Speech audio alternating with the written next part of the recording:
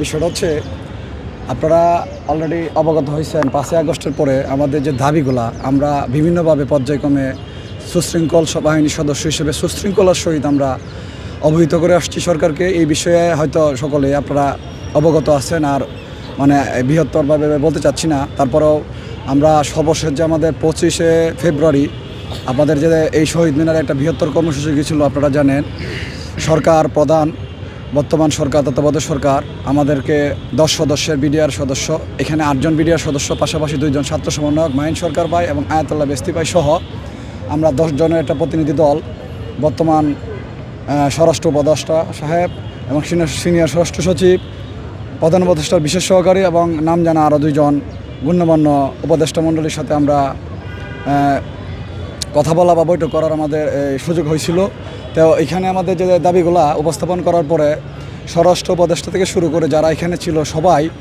ওনারা একটা কথাই বলছিল, সেটা হচ্ছে ওনারা আমরা যে মজলুম 17 বছর ধরে আমরা ন্যায্য দাবির জন্য আমরা অপেক্ষা করতেছি, আমরা এই ব্যথা ওনারা ব্যতীত এবং আমাদের দাবিগুলা ওনারা যৌক্তিক বলে মনে করে এবং আমাদের সাথে ওনাদের দাবিগুলা ওনারা একাত্মতা ঘোষণা করছে। তবে ওনারা একটা কথা বলছিল, সেটা হচ্ছে দেখেন যে কোনোভাবে হোক যেভাবে হোক আপনাদের একটা আইনি প্রক্রিয়ার মাধ্যমে হোক ভুলবশত হোক যেভাবে হোক একটা বিচার ব্যবস্থা হয়ে গেছে, অবশ্যই আমাদের একটা নির্দিষ্ট একটা আইনি প্রক্রিয়ার মাধ্যমে আসতে হবে। অর্থাৎ আমাদের যে মেইন দাবিটা ছিল সেটা হচ্ছে আপনারা সকলেই জানেন যে সারা বাংলাদেশে 54টা স্থাপনা ঢাকা এবং ঢাকার বাইরে 48টা, ঢাকার ভিতরে 6টা, টোটাল 54টা স্থাপনা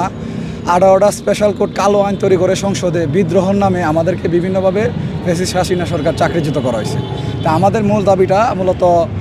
এটাই ছিল যে নির্বাহী আদেশের মাধ্যমে আমাদের এই চাকরির যে বিষয়টা ওনারা প্রজ্ঞাপনের মাধ্যমে আমাদের চাকরিতে রাষ্ট্রীয় সকল সুবিধা পণ্য বহাল করার জন্য। তখন উনি বলছিল দেখেন আমরা চাচ্ছি যে স্বাধীন তদন্ত কমিশনের মাধ্যমে আপনাদের জন্য একটা কিছু করা যায় কিনা। তা আপনারা অলরেডি জানেন যে বর্তমান যে আমাদের জন্য একটা স্বাধীন তদন্ত কমিশন হয়েছে, এখানে একটা প্রজ্ঞাপনের দুয়ের অ দ্বারা ব্যতীত শব্দ, মানে এখানে এটাই বলা হয়েছিল, আমরা ওনাদেরকে এটাই বললাম যে আমাদের যে বিডিআরের যে বিচারটা হয়ে গেছে বলে হোক সঠিক হোক, এই বিচারটা অক্ষুণ্ণ রেখে মানে ঠিক রেখে কমিশনকে কাজ করার জন্য। আমরা বললাম যে আমাদের বিচারটা যদি অক্ষুণ্ণ রেখে কাজ করার জন্য কমিশনকে বলা হয়, তাহলে কমিশনের মাধ্যমে তো স্যার আমরা কিছু পাবো না, তাহলে কমিশনের পর্যন্ত অপেক্ষা করলে স্যার আমাদের কী লাভ। পরে ওনাদেরকে ওনারা আমাদেরকে আরেকটা রাস্তা দেখেছিল, তাহলে ঠিক আছে আমরা দেখা করছিলাম ফেব্রুয়ারি 25 তারিখ, ওনারা আমাদের মার্চের 15 তারিখ পর্যন্ত আমাদের টাইম দিছিল যে প্রয়োজনে যদি কমিশন আপনাদের জন্য ওনাদের সাথে বসবো, যদি কোনো এক্সট্রা করতে পারে আলহামদুলিল্লাহ, অথবা